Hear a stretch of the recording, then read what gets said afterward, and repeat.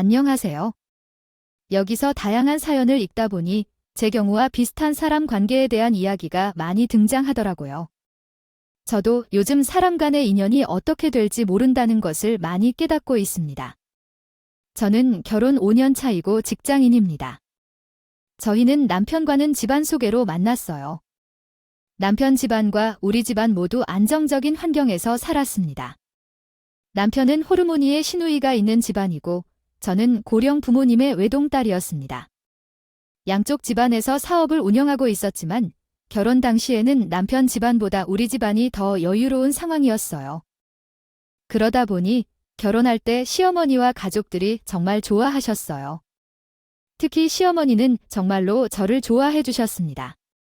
아이고, 우리 아이도 태어나서 고생 많이 했지요. 얘야, 힘들진 않았어. 결혼 준비하면서 이것저것 신경 써야 할 것도 많았을 텐데 굳이 시간 내서 여기까지 오지 않아도 돼. 나는 너에게 정말 고마워. 실제로 주변에서는 시어머니라고 하면 꼬리를 물거나 이런 경우가 많은데 그런 점도 신경 안 쓰고 시집 오기로 해줘서 정말 고맙다. 정말 감사해, 유진아. 아이고, 어머님 그러지 마세요. 상훈 씨도 그렇지만 저는 어머님도 너무 좋으신 분이셔서 결혼하는 건데요. 상훈 씨가 누구를 닮아서 이렇게 배려심이 많은지 궁금했는데 어머님 성격을 닮았나 봐요. 어머님 덕분에 상훈 씨의 배려로 저도 너무 행복하게 잘 준비하고 있어요. 저희 쪽에서 어머님과 가족분들께 전화하여 예단을 보낸다고 하시는데 혹시 준비해야 할 것이 있다면 말해주세요. 아버님 어머님도 힘드실 텐데 이것저것 신경 쓰시려고 하면 너무 힘들어서 안 되잖아요. 무리하지 마시고 그냥 예단이 나이에도 좋으니 너무 신경 쓰지 말라고 전해드릴게요. 안 그래도 한번 만나 뵙고 이런저런 이야기를 할까 싶었는데 요즘 바쁘실까 싶어서 말씀을 못 드려서 그러네요. 그러니 유진이 내게 전해줄게. 아니에요, 어머니. 저도 외동딸이라 그래서 엄마가 더 많이 챙겨주고 싶다고 하시더라고요. 어머니, 그러셔서 감사해요. 어머니 쪽에서도 아마 오시는 하객분들 많으실 거라고 우리 부모님 쪽에서도 많으실 것 같아서 이것저것 생각해보니 잘 준비하는 게 나을 것 같다고 하시더라고요. 엄마도 처음이자 마지막으로 시집 보내는 딸이라서 더 잘 해주고 싶단 말이에요. 결혼할 때만 해도 시댁에서는 저를 너무나 귀하게 여기셔서요. 주었습니다. 저희 쪽에서도 첫 결혼이고 자식이 하나밖에 없다 보니 할 수 있는 건 다 해주고 싶다고 생각했죠. 그래서 양가 예단과 예물을 모두 고급으로 준비를 했고 주변에서도 부러워하는 성대한 결혼식을 올렸습니다. 결혼 2년 차까지는 정말 행복하게 지냈어요. 저와 결혼한 남편도 계속해서 승진을 하고 시어머니의 사업도 잘 풀려서 다들 제가 복덩이라고 했어요. 결혼 후에도 행복하게 잘 살았지만 한 가지 걸리는 부분이 있었어요. 그건 바로 남편의 누나였던 시누이였습니다. 직업이 없이만 치마만 믿고 결혼을 꿈꾸고 있었죠. 매번 저를 만날 때마다 좋은 남자를 소개해 주었어요. 어머, 올케네만 행복하게 결혼 생활하지 말고 나도 조금은 뒷걸음질을 해봐야겠어요. 주변엔 다른 남자가 없는데 올케네도 좋은 학교에 다니고 있잖아. 학교에서 친하게 지냈던 남자 동창들은 없어요. 올케가 이렇게 행복하게 잘 살아가는 걸 보면 나도 조금 행복하게 살고 싶은데요. 올케가 어떻게 한번 알아보세요. 저번에 소개해준 사람은 그래도 좀 나았더라고요. 그래도 내 타입이 아닌 것 같아요. 형님, 이번에 한 번만 할게요. 소개를 시켜주셨잖아요. 지난번에 소개해준 분도 제가 간신히 부탁해서 만나게 했는데 그때도 형님 마음에 안 든다며 거절하셨잖아요. 그런데 또 소개를 요청하면 제가 할 말이 없네요. 제 주변 남성 인맥은 이제 여기까지예요. 다른 방법으로 만나보는 건 어때요? 직장도 다니며 많이 만날 수 있을 텐데요. 하지만 직장에서 만나도 결국 거기 사람들끼리 만날 뿐이죠. 어떡해요? 나는 그렇게 깐깐한 사람이 아닌데요. 그래도 우리 집안에는 급이 있지? 어느 정도는 갖추고 있어야 해. 내가 정말 다른 건 안 바라고 그냥 대기업 평범한 직장인이었으면 좋겠어. 거기다가 집은 자가로 휘두를 수 있을 정도면 좋겠고. 여기에 난 얼굴은 크게 따지지 않는데 키는 좀 컸으면 좋겠어. 형님, 그게 다 따지시는 거죠? 이것저것 다 따지다 보면 인연 만나기 힘들어요. 형님 눈도 높아가지고 만족스러우신 분이 어떤 분인지를 모르겠어요. 그러니까 제가 소개해 드리는 것보다는 직접 한번 사람을 만나면서 알아보시는 것도 좋을 것 같아요. 직장에 고민이 있으시다면 제가 어떻게든 소개해 드릴 테니 걱정 마세요. 지금 어떻게 직장 다니고 있니? 나이가 어느 정도 되었는데 그냥 엄마 품에만 와서 살아야 되는 거 아니겠어요? 하지만 어찌됐든 마음에 드는 사람이 한 명 나타날 거라고 생각돼요. 부모님께도 한번 상의해보세요. 제 정도면 꽤 괜찮을 거예요. 직장이 없어도 요즘은 외모가 중요하다고 하더라고요. 저는 아직 어디서 만나지 않아서 고민이네요. 신우이는 저희가 연애를 시작하고 나서 빨리 결혼하고 싶어 했는데 결혼을 3년째 하지 않고 있는 것과도 관련이 있어요. 결합해 잘못된 사람과도 제대로 연애를 시작하지 못한 적이 있죠. 그래서 남편이나 시어머니와도 관계가 좀 달랐습니다. 항상 신 때문에 고민이 많았어요. 남편도 주변에서 여러 번 소개를 해주었지만 신우가 퇴짜를 놓은 사람들도 많아서 항상 민망하다고 얘기했어요. 누나는 진짜 왜 그러는지 몰라요. 그 정도면 괜찮겠다 싶은데 뭘 그렇게 바라는지 모르겠어요. 아직 누나가 이빨 청춘인 줄 아나 봐. 이제 곧 조금만 있으면 나의 40이 될 텐데 지금도 이거 보고 저거 판단하며 다니고 있으니 어쨌든 이번에도 다른 대기업 사원들과 친해져서 소개해 주라고 하는데 어떻게 친해져야 할지 민망해서 도대체 언제 정신을 차릴지 모르겠어요. 안 그래도 나한테도 말을 해가지고.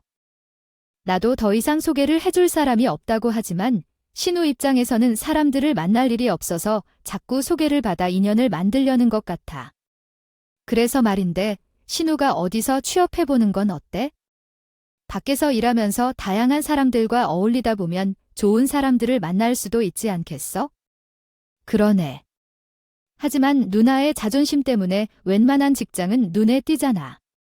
한두 달 다녀서 잘하지 않을까 생각이 드는데 일단 한번 얘기는 해볼게. 누나도 요즘 많이 고민하는 것 같아. 주변에 결혼한 지인들이 많아서 이제는 진짜 소개를 도와줄 사람도 없는데 스스로 찾아보라고 해야겠어요. 더는 소개를 도와드리기 어려운 것 같아요. 남편은 제 얘기를 들은 후에 오히려 직장에서 사람들을 만나며 소통하는 게 나쁘지 않겠다고 말씀하셨어요.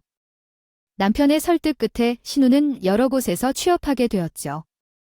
처음에는 마음에 들지 않아 다닌 후에 그만두었다가를 반복했었지만 어느 순간부터 개인 사업체에서 사무직으로 장기 근무를 하게 됐어요. 제가 좋은 신호로 생각했었죠. 결국 그곳에서 사장님과 신우가 연애를 시작했습니다. 1년 후에는 제가 임신하게 됐어요. 결국 우한이라는 위기가 제 집에 찾아왔습니다.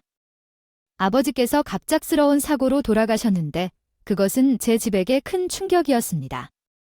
아버지를 잃은 슬픔 속에서 우리 가족은 사업에도 어려움을 겪게 되었고 엄마는 부랴부랴 임시 대표로서 사업을 운영하게 되었습니다.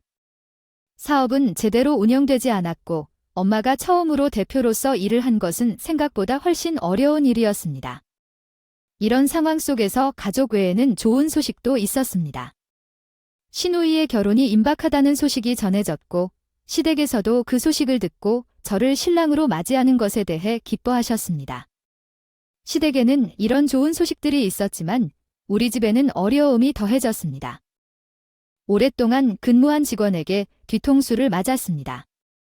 우리는 그에게서 고유기술을 빼앗겨서 결국 사업을 정리하게 되었고 집안은 크게 흔들렸습니다. 집안이 크게 흔들린 사실이 전해지자 시댁에서의 태도가 한순간에 변하게 되었습니다. 시댁 식구들이 모인 자리에서도 나를 아무렇지 않게 막대하였어요. 아유, 이게 뭐야? 부잣집 외동딸이라고 해서 좋아했건만 이제는 내쫓을 수도 없고 어떻게 해야 할지 모르겠어. 그냥 살아야지, 라며 시댁 식구가 말했습니다. 아니, 어느 것도 받지 못한 상황에서 이런 일이 벌어져 정말 복도 진실이 없어. 그래서 당신은 아버지가 돌아가신 후에 어떻게 해야 할지 모르겠구먼요. 받은 게 없어요. 오로지 엄마가 사용하는 것만 마무리하고 있어요. 네, 아닙니다. 아버지가 돌아가시고 사업하느라 여기저기서 가져다 사용도 하셨기 때문에요. 제가 딱히 받은 게 없어요. 그래도 빚을 받은 건 아니에요. 어머니, 그런 식으로 말씀하시면 너무 서운해요.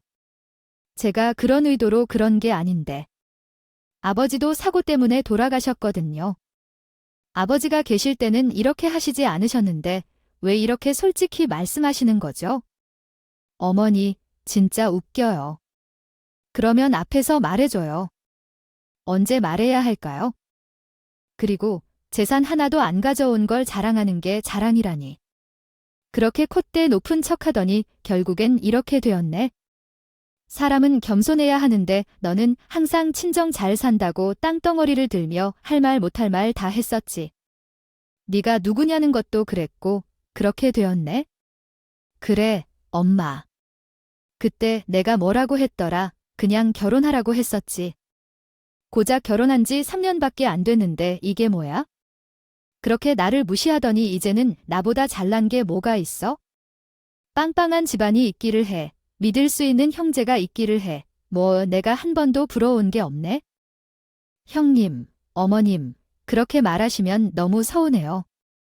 아버지가 돌아가신 지 얼마 안 돼서 마음이 심란한데 그렇게 말씀하시다니 너무 서운합니다. 제가 여기 해온 것도 많이 있잖아요. 전에는 복덩이가 굴러 들어왔다고 하시더니 이제는 어쩔 수 없이 받아들일 수밖에 없다는 것이 말이 되겠습니까? 말이 안 되지요. 그래서 내가 지금 벌 받는 건가 보군요. 처음에는 그냥 이것저것 따지고 결혼시킬 것을 그냥 너네 집 앞만 보고 결혼시키다니. 이 사다리가 너희 집이 잘 살지 않았으면 내가 왜 너를 받아줬겠습니까? 우리 아들은 대기업에 잘 나가는 아들이고 우리 집 역시 어느 정도 빵빵한데 솔직히 말하면 너보다 훨씬 예쁘고 잘난 며느리 충분히 들일 수 있었어. 그래, 맞아. 우리 상훈이가 얼마나 주변에서 남편감으로 탐냈는지. 그렇게 따지면 우리도 서운하다고 생각해. 그동안 나를 보며 집안 믿고 실도 안 간다면서 뭐라고 할 때가 언제인가. 너도 아빠 배경 없이 살 수 있어야 하는 거 아니야? 시모와 신우의 말에 저는 너무 황당하고 상처도 많이 받았지만 무엇보다 더 상처를 받았던 건 남편의 태도였어요. 남편은 바로 앞에서 시모가 제게 뭐라고 하던지 신경도 쓰지 않았죠. 그렇기에 돌아오는 길에 서운함을 표현했더니 남편은 오히려 저를 나무랐습니다. 덩실이야, 어떻게 화를 내도 그렇지.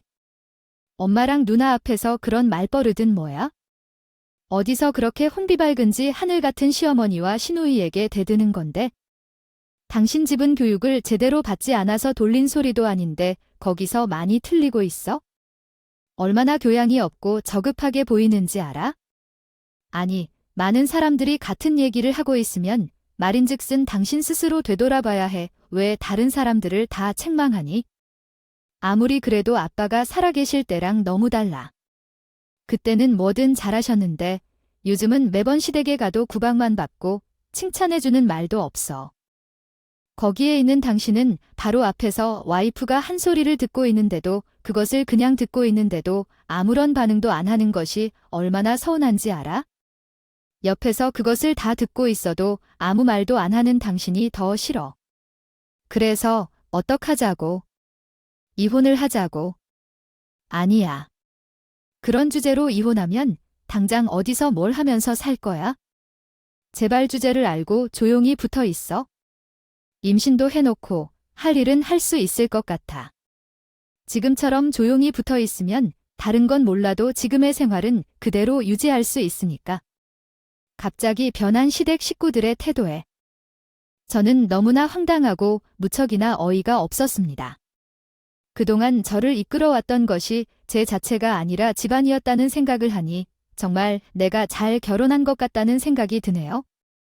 결혼 준비를 하고 결혼식을 올리고 결혼 생활을 하면서 주변 사람들에게 부러움을 샀던 나는 과연 행복했던 것일까 생각하게 되었습니다.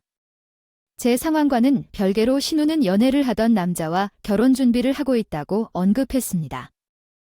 신우의 남자친구 집안도 잘 사는 집안인 것 같았어요. 어느 날 신우는 예비 시부의 취임식이 있다고 말했습니다. 가족 전원이 거기 초대를 받았다고 전해왔어요. 이번에 가족 대표로 아버님의 취임식이 있는데 그 자리에 우리 가족이 초대를 받았어요. 아마도 이젠 결혼을 앞두고 있지 않을까 해서 주변에 소식을 알리려는 중인 것 같아요.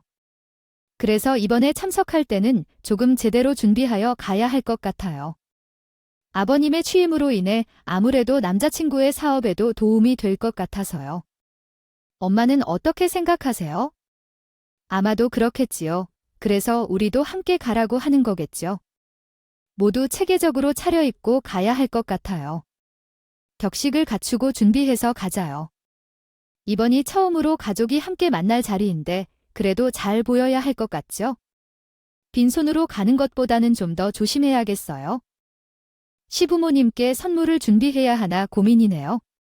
시부모님께서 어떤 것을 좋아하시는지 한번 알아봐야겠어요. 시부모님은 선물을 그리 좋아하지 않는 것 같아요. 저는 시부모님이 몇 번 만나본 적이 있어서 조금 수수한 집안인 것 같아요.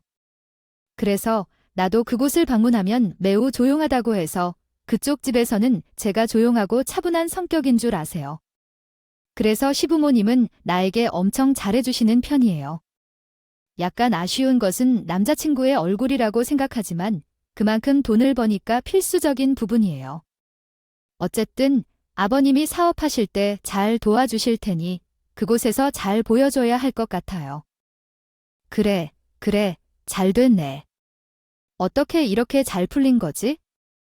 내가 그 집 며느리로 가니까 일이 잘 풀리나 바꿔서 잘 보여서 얼른 결혼 날짜 잡고 진행도 빨리 해야 될 것 같아. 결혼은 한다고 해놓고서는 일종의 바쁘다고 결혼할 장도 아직도 못 잡았잖니. 어쨌든 이번에 가면 결혼 날짜를 얼른 잡는 게 낫겠고 너는 그날 그냥 밥만 먹고 가야 해. 굳이 자리 차지하려고 앉아있지 말고. 네, 저요. 왜요? 저도 끝까지 같이 있다가 갈게요. 남편도 계속 있을 텐데 저도 함께 있어야죠. 가족들은 다 참석하라고 초대됐으니 당연히 나도 참석할 거예요. 그 자리를 왜 참석하느냐고 물으시나요? 진짜 우리 가족끼리만 참석하는 자리라고 말씀하셨잖아요. 사실 염치에 맞게 동생 결혼했다는 소식을 듣고 나도 가서 존중하고 축하해 주어야 할 것 같아요. 그래서 제가 건치지 않도록 주의를 살피고 아무렇지 않게 자리 차지 말라는 말이에요. 그냥 빨리 밥을 먹고 떠나는 게 좋겠어요. 쓸데없는 말을 할 필요 없어요. 이미 배도 불렀으니까 집에 가는 핑계로 빨리 떠나야 할 것 같아요. 그런 걱정은 안 해도 돼요? 잘 할 거라고요. 빠르게 상황을 파악해서 눈치를 보니까요. 아무튼 나중에 누나랑 결혼하면 가능할 거야. 그럼 나도 챙겨주겠지? 나도 잘 보여야지. 와이프 집안 망하고 이제는 밥 주러 줄 사람 없나 보다 했는데 은어 덕분에 나 다시 희망을 가져도 괜찮을 것 같다. 시댁 식구들의 대화에 저는 혼란스럽기도 하면서도 충격을 받았습니다. 이런 현실을 감추고 순진한 사람들을 속여 결혼하는 것 같아 소름이 돋았고 무서웠어요. 하지만 얼굴도 모르는 사람들에게 무작정 말하기도 어려웠죠. 그래서 대표직 취임식이 다가오는데 요령을 부리기로 했습니다. 남편은 시모와 시누이를 모시고 취임식에 먼저 가기로 했어서 나가버렸고 그런데 남편이 나가기 전에 제게 선물을 사다고 하더군요. 어떤 선물을 해야 할지 고민하다가 화분을 사서 가져갔습니다. 만삭의 몸으로 이것저것 싸들고 가며 이 정도까지 왜 가야 하는지 생각도 들었습니다. 그러나 화분을 들고 가니 신나는 분위기에서 취임사가 진행되고 있었고 한쪽 시댁 식구들이 자리에 앉아 있었습니다. 조용히 남편이 있는 자리로 가서 선물을 전해주었습니다. 남편이 선물을 보자마자 화를 내며 제 뺨을 내려쳤어요. 이게 진짜 말을 못 알아먹는 것도 이 정도일 줄은 몰랐어. 너 일부러 우리 집안을 어지럽히려고 그러는 거야? 도대체 침실에선 화분까지 가져오는 사람이 어디 있어? 센스 있게 선물을 준비해야지. 정말 할 줄 아는 게 뭐가 있겠어? 나 화분 사오라고 했잖아. 모르면 좀 물어봐도 되는 것 아니야? 어떻게 이렇게 어리석은 생각을 할 수가 있지? 아이고, 그걸 깨닫긴 했지만 말도 하나 못 알아먹냐고. 어떻게 이러한 생각을 하게 됐니? 몸이 아프다고 해서 그냥 나가서 집에 가겠다. 도대체 이게 무슨 일인가? 혹시 사돈댁에서 만나게 된다면 창피하겠다. 사돈댁에 가서 화분이라도 보러 가는 것도 창피할 것 같다. 우리 집안은 가난하게 망하고 센스도 없어졌네. 이게 왜 일이 되는 거야? 답답해서 못 참겠어.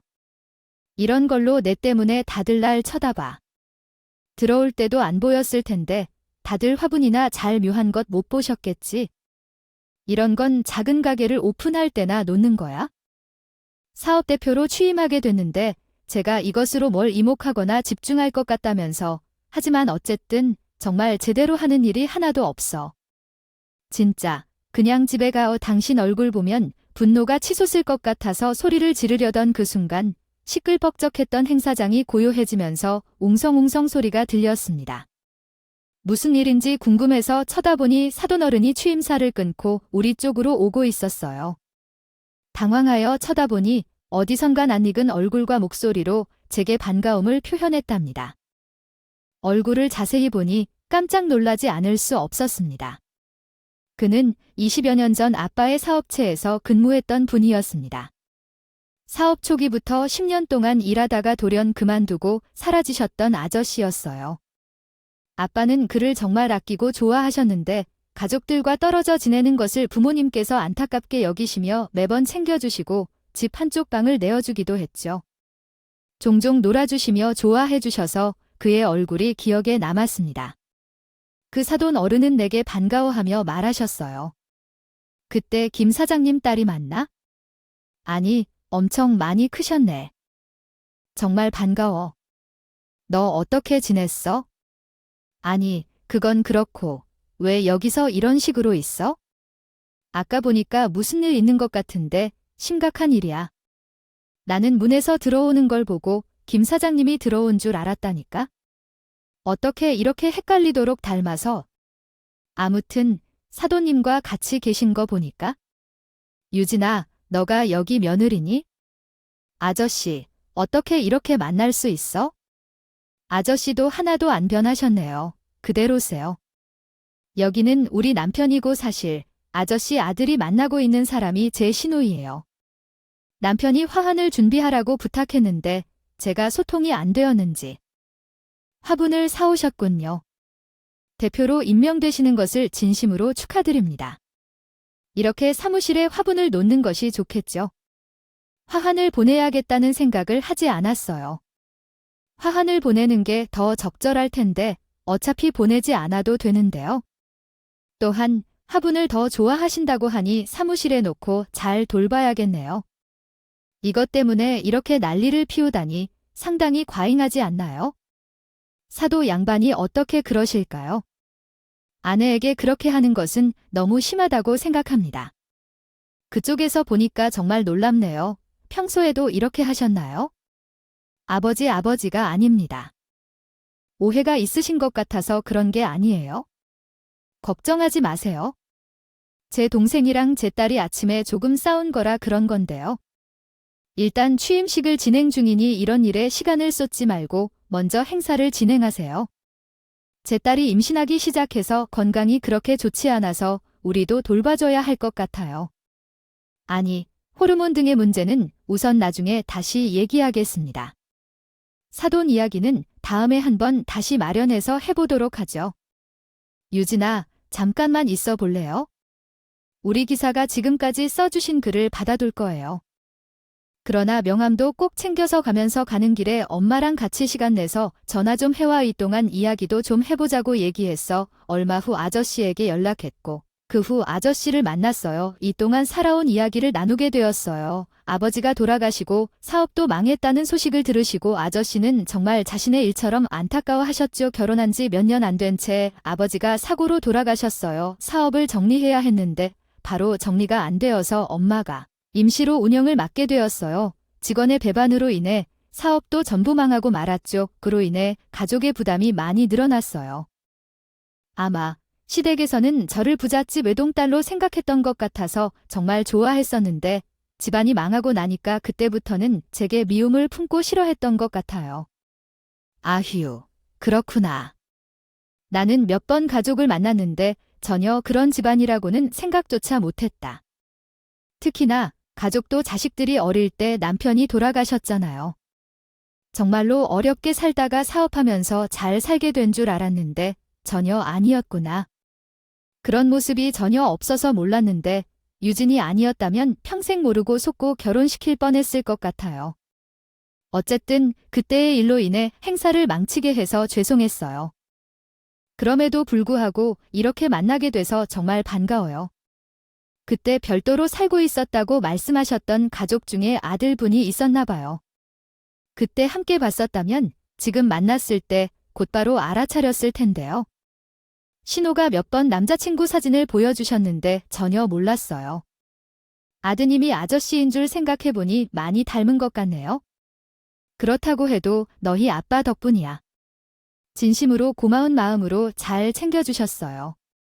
가족과 멀리 떨어져서 살게 해주고 월급 그대로 모을 수 있게 해주셨고 늘 좋은 음식을 싸서 가족들에게도 보내주셨어요. 만약 그때도 아버지가 함께하지 않았다면 나는 곳곳을 떠돌며 힘들게 살아야 했을 것이다. 거기서 배운 기술로 가족들이 거주하는 곳으로 가서 취업도 하고 결국 사업을 잘하는 모습을 보여주고 있잖아. 그 모든 것은 너희 아버지 덕분이라고 할 수 있다.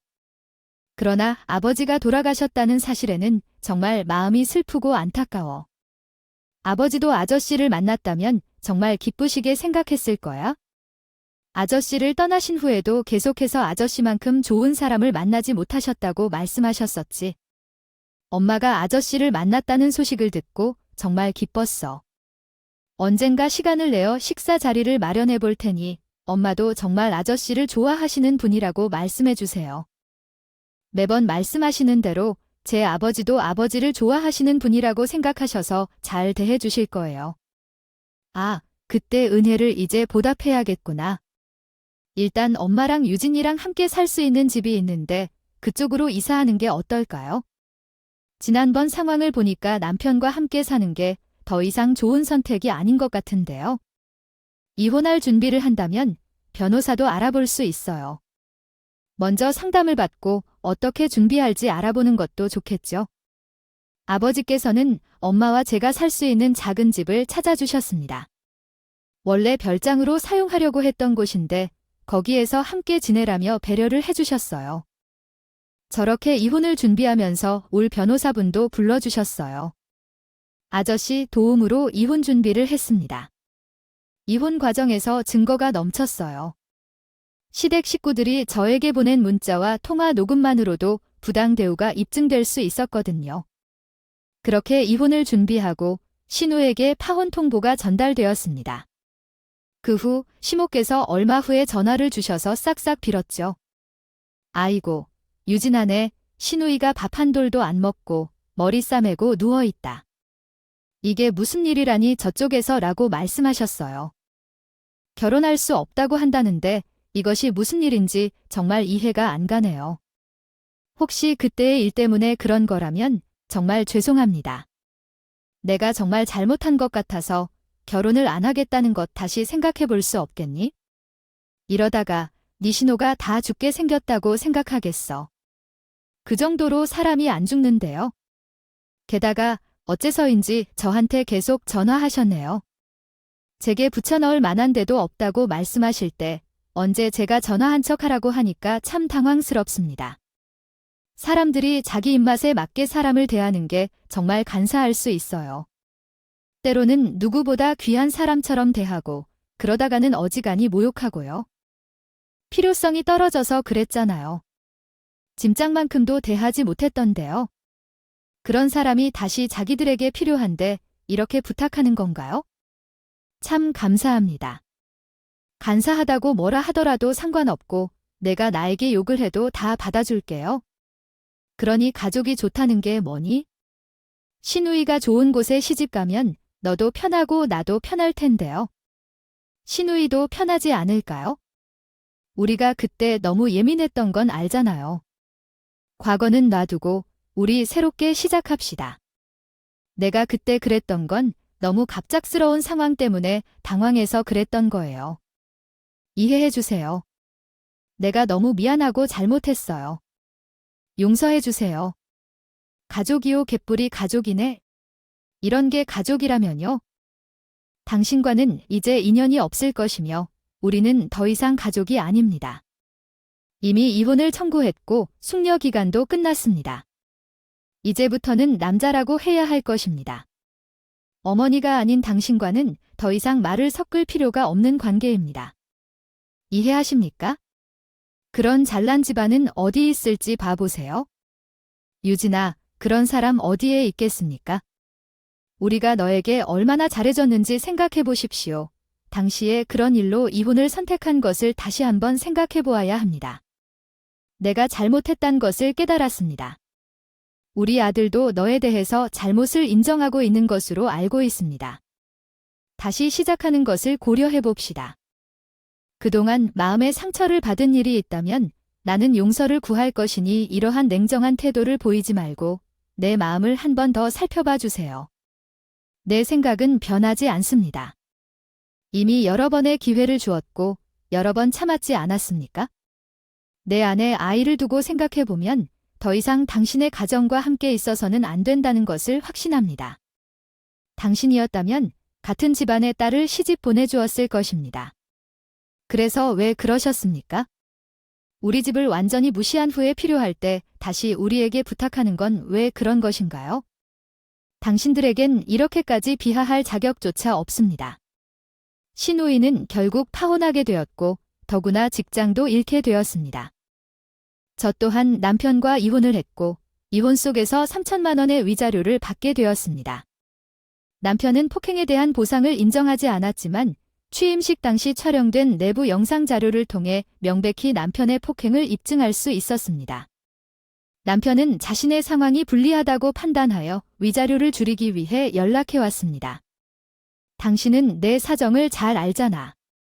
위조로 많이 청구한다면 내가 감당할 수 없어. 그러니 현금으로 1천만 원을 주고 위자료를 줄이는 합의를 하자라고 말했습니다. 이 정도로는 내가 이것을 당장 다 감당할 수 없다. 지금은 다른 것도 지금은 없고 나의 어머니 상황도 좋지 않다고 덧붙였습니다. 제발 제 말씀 좀 들어봐요.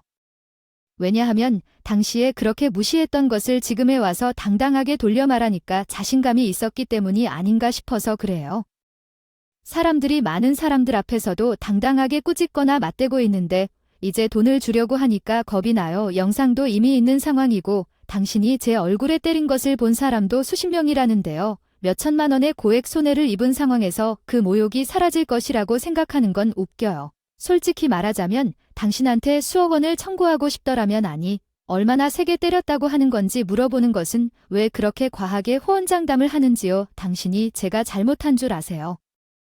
그래, 이혼을 할 테니까 위자료만 조금 낮춰줘. 지금 이렇게 많은 돈을 소비하면 나중에 우리는 어떻게 살아야 할 거야? 엄마의 사업도 잘 안 되고 누나는 거기다가 실직했는데 지금 나는 가족을 먹여 살리려고 하고 있는데 이런 상황에서 이렇게까지 해야 되겠어? 그래, 당신은 이렇게 뻔뻔했구나. 너무 잘난 집안인 걸까? 나를 이렇게 무시하려나 했는데. 가진 게 없으니까 그런 행동도 할 수 있는 거네. 나는 위자료를 낮추는 생각은 전혀 없어. 당신 얘기를 들으니까 내가 너무 양보했구나 라는 생각이 들어. 정신적 피해 보상도 모두 청구하고 당신의 가족들에게도 받아야겠다. 피해 보상을 청구하려고 합니다. 남편뿐만 아니라 이혼 사유에 포함된 신우와 시모까지를 모두 포함하여 청구하였습니다. 이로써 위자료 1,000만 원씩을 추가로 받을 수 있었습니다. 제가 다녔던 회사를 그만두고 아저씨의 회사로 이직하게 되었습니다. 아저씨의 배려 덕분에 엄마와 함께 좋은 집에서 새로운 삶을 시작할 수 있었습니다. 아저씨는 전 아빠와 엄마의 배려로 편안하게 살 수 있었고 그 덕분에 배운 기술을 활용하여 지금의 생활을 누릴 수 있었다고 합니다.